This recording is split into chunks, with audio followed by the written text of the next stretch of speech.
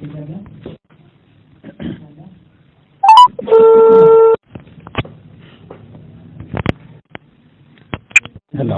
अस्सलाम वालेकुम। वालेकुम सलाम। डॉक्टर साहब कैसी तबीयत है? पहले से बेहतर है तबीयत? अल्लाह का शुक्र है। अच्छा, ये आपने मुझे तो स्क्रीनशॉट सेंड किया है जी। ये जो स्क्रीनशॉट इस तरीके के आ रहे हैं मजीद मेरे हवाले से, तो इस तरह नहीं करना चाहिए ना। देखें, अब तो आप लोगों को एतराज नहीं होना चाहिए ना किसी को भी। अब तो जो साइकियाट्रिस्ट उन्होंने नया ज्वाइन कर दिया है। ये स्क्रीनशॉट है, ये स्क्रीनशॉट आपने खुद लिया है कि किसी ने आपको सेंड किया है? किसी ने सेंड किया है।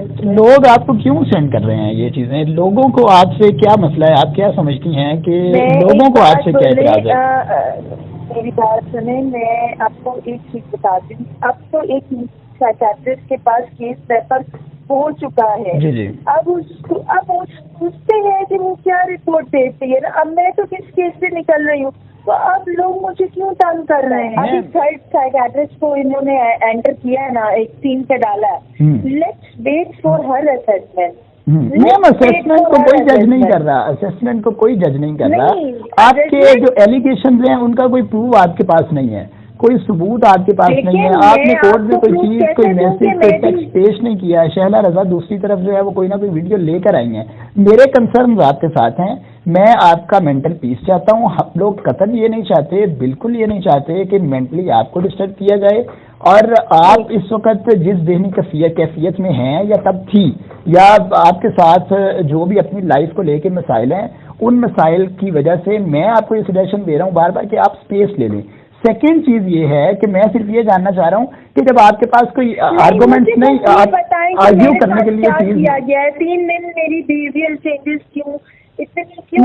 3 दिन नहीं, ये 3 दिन नहीं। कहने वाले तो ये कहते हैं कि आप कोर्ट में आके इस तरह से करती हैं, वैसे आप ठीक हैं। अब आप कॉल पे भी नॉर्मल बात कर रही हैं। आप मैं इस केस से हट गई हूँ क्योंकि मेरा केस से कोई ताल्लुक नहीं रहा। सही है। फर्स्ट ऑफ ऑल मुझे कोर्ट ने हटा दिया, मुझे हेल्थ डिपार्टमेंट ने हटा दिया है। ठीक है।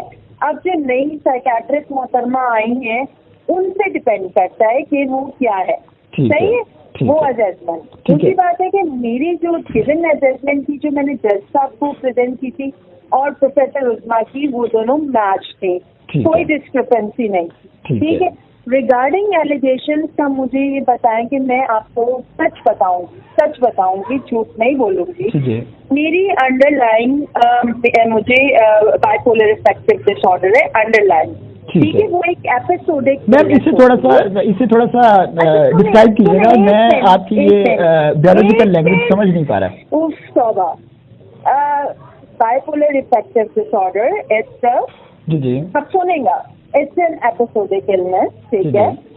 अच्छा, उसमें क्या होता है कि मुझे ये डायग्नोस हुआ था 2013 में। ठीक है। After the death of my brother 2013 में। अच्छा, उसके बाद से अब तक मेरी तबीयत बिल्कुल ठीक थी। ठीक है। उसके अच्छा 2013 में आपको डायग्नोज हो चुका था। और आप लिखे इसके जितने भी सिम्टम्स थे वो आपने मौजूद थे और डायग्नोज भी प्रॉपरली हो चुका था। इसकी जारी बात है कोई ना कोई फाइंडिंग्स है इसके कोई एपिसोडिक इलनेस। अच्छा, मैं जो ना अब मैम इस इलनेस को थोड़ा डिस्क्राइब कीजिएगा, इसको थोड़ा डिस्क्राइब कीजिएगा बायोलॉजिकली। अभी आप सुने, अभी आप किसी माहिर नफ्सियात से या गूगल से ले लें। चलिए, माहिर नफ्सियात तो आप है ना, इस इलनेस को थोड़ा डिस्क्राइब कर दें। स्टेटमेंट मान देंगे, स्टेटमेंट आप मान देंगे। अब आपने लिखा, जो लिखे वो लिखें कि 2013 में मुझे बाइपोलर अफेक्टिव डिसऑर्डर डायग्नोस हो गया था मेरे एक भाई की डेथ के बाद। ठीक है। One of the brother. Ma'am, इस इलनेस को आप काइंडली डिस्क्राइब कर दीजिए, क्योंकि जब मैं समझ ही नहीं पाऊंगा तो मैं कैसे। अच्छा चलें, ठीक है, मैं आपको डिस्क्राइब करती हूँ। इस इलनेस में ये होता है कि आप ना आपका मूड होता है ना, मूड आपका लोज एंड हाइज में जाता है। एक होता है नॉर्मली हम खुशी, अगर गम आता है तो हम गमगीन होते हैं, और नॉर्मली खुशी आती है तो खुश होते हैं। बाइपोलर अफेक्टिव डिसऑर्डर में क्या होता है कि जरा सा गम आए तो बहुत ही ज्यादा लो हाई चले जाते हैं, मतलब मूड की एक्सट्रीम हो जाती हैं। अब ये जो मेरे साथ हुआ, जैसे मैंने ये बातें की हैं जैसे कि मैडम शैला रजब पे जिस तरह आपने बार बार मैसेज किए। मुझे भी आपने मुझे भी मैसेज करके डिलीट किए हैं मैम दूसरे नंबर से। अच्छा अब आप हंसे नहीं, अभी मैं अपना एक्सेप्ट करती हूँ। सही है। अच्छा अब मैं काइंडली एक्सेप्ट करती हूँ। ओके। अब जो आप कह रहे हैं ना कि मिस्टेक, वो मेरी mistake, this is the way मतलब this is what we have been wanted कि आप इसे एक्सेप्ट कर लें, और तो इसमें कोई मजाइका नहीं है। पब्लिक आप सुने तो सही ना, मैं हाई हो गई और इस रिएक्शन की वजह से ही मैं इधर उधर भागती रही। ठीक है।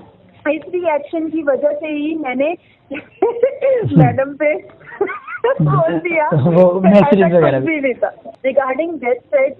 आई एक्सेप्ट के नहीं कि वो death threat slip of tongue भी आप उसे कह सकती हैं, या सेकेंडली वो आपकी जो एक इलनेस चल रही है 2013 से, उस वजह से वो सब कुछ हो गया। नहीं 2013 से नहीं, वही ना 2013 से डायग्नोज हुआ ना। नहीं वो तो नॉर्मल होता है मैम। चीजों को कंक्लूजन की तरफ जाने दें। अभी आपने 1 मिनट पहले मुझे बकायदा ये बताया। हाँ, और जी 2013 में ये कोई ऐप नहीं है, इसमें कोई बुरी चीज नहीं है।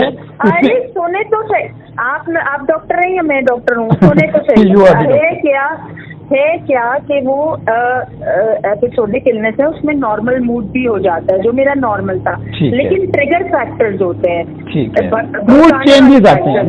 रीजन ये जो जितनी भी मेरी तबीयत खराब हुई है ना, ये मेरे अंडरलाइंग इलनेस की वजह से ट्रिगर हुआ है। ठीक है। ये अंडरलाइंग बस अनफॉर्चुनेट चीज ये हुई कि ये उन दिनों में हो गई कि जब के आपका ये केस चल रहा था, या जब आप इन सारी चीजों को देख रही थी।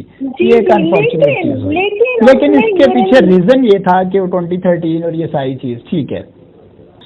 मेरी अंडरलाइंग इलनेस जो 2013 में मेरी अंडरलाइंग बाइपोलर अफेक्टिव डिसऑर्डर है, उसकी वजह से ये रीजन आ गया, उसकी वजह से ये इश्यू आया है। मेरी अंडरलाइंग इलनेस की वजह से हुआ है, वैसे नहीं हुआ। वैसे नहीं होता। ठीक हो गया। ठीक है।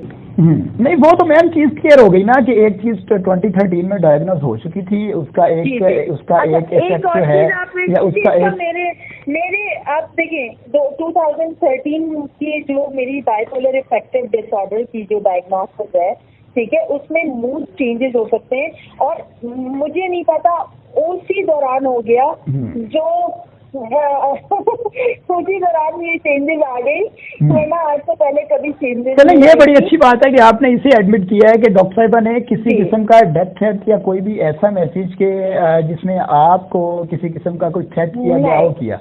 ये तो बड़ी अच्छी बात है ना, ऐसा तो बिल्कुल नहीं है। आप ये नोट कर लें कि मैडम शैला रहकर, आप बिल्कुल रिकॉर्ड कर लें। मैम ये शैला रजा मैडम ने मुझे जो है वो किसी किस्म का डेथ थ्रेट नहीं दिया।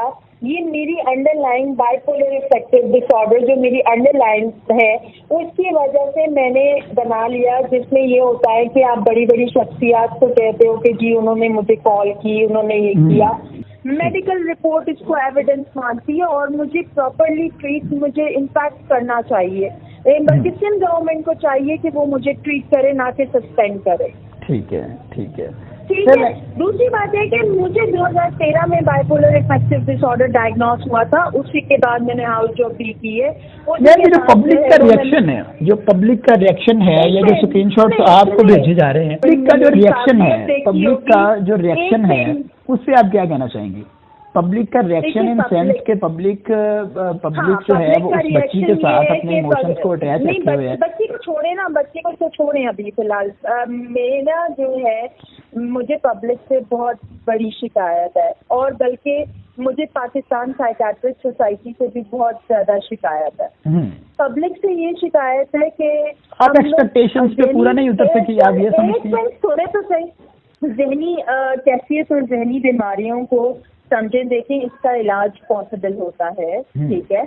और इस जहनी कैफियत में भी आप देखें, मुझे 2013 से बाइपोलर अफेक्टिव डिसऑर्डर डायग्नोस हुआ है, और उसके बाद भी मैं अपनी जो है वो फराइज अंजाम दे रही हूँ बहुत अच्छे तरीके से। आज तक कभी कंप्लेन नहीं आई है। जो लोग जो अपने घर वालों को ये नफसियाती मरीज तस्वुर कर लेते हैं वो ना करें, क्योंकि नफसियाती बीमारियों का इलाज है। कभी भी आप किसी को पागल ना कहें, नफसियाती बीमारियां होती हैं। मैडम शैला, यकीन करें मैडम शैला की मैं इतनी तारीफ करूँ कि 2013, अब तो मैं क्यों तारीफ करूँ, ये तो सुन ले। 2013 में उन्होंने सिंध मेंटल हेल्थ एक्ट बनाया, जिसमें मैडम ने इंसेन यानी पागल का लफ्ज हटा दिया और मेंटली डिसऑर्डर्ड पर्सन रखा। मैडम का जो सिंध मेंटल हेल्थ एक्ट 2013 है, आप पढ़ें, आप मैडम को थैंक यू कहो